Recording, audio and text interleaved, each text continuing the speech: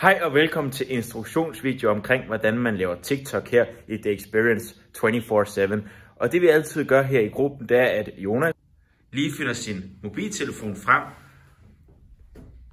Efterfølgende så finder vi et sted, hvor vi skal lave pågældende TikTok.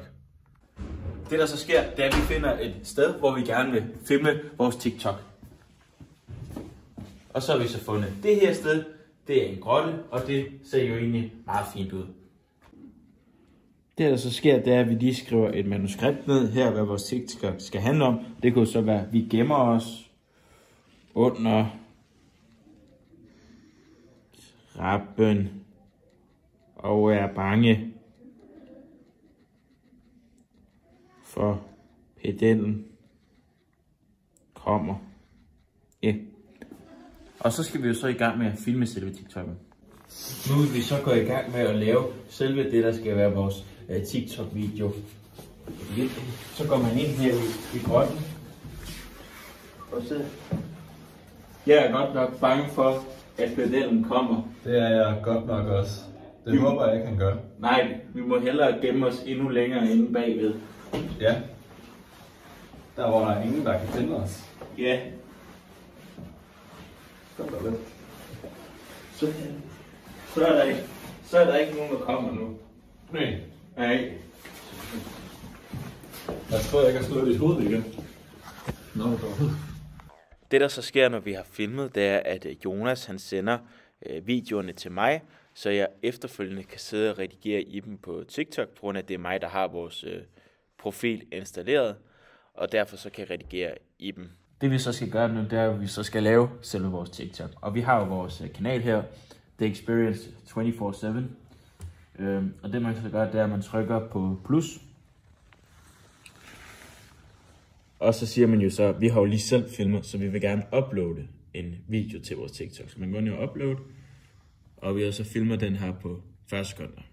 Vi tager den her.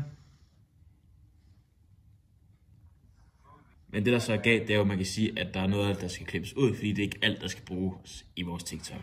Så vi går ind i redigere, og så siger vi, at vi kun vil bruge... Og det var jo rigtigt nok. Man kan jo putte tekst ind, så vi kan sige tilføje en tekst, så kan vi sige hashtag gemmer os. Det er et godt hashtag. Bum. Yep. Og så kan man så sige effekter. Der er masser at vælge med gode effekter inde på TikTok, men jeg tror, vi vælger. Den tager vi. Og så kan man jo bare blive ved med at putte en masse effekter ind, hvad man synes, der passer. Men vi går med det her. Og så kan man så sige næste. Skriv hashtag skole. Hashtag gemmer.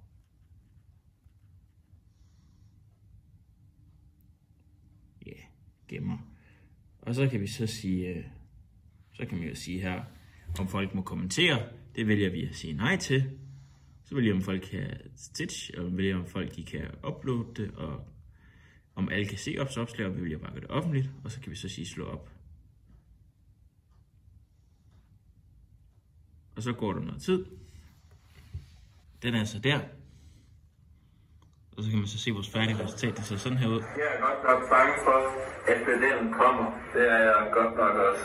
Det håber jeg ikke, han gør. Nej, vi må hellere gemme os endnu længere inde bagved. Ja. Der hvor der er ingen, der kan finde os. Ja. Kom der lidt. Så er der ikke nogen, der kommer nu. Nej.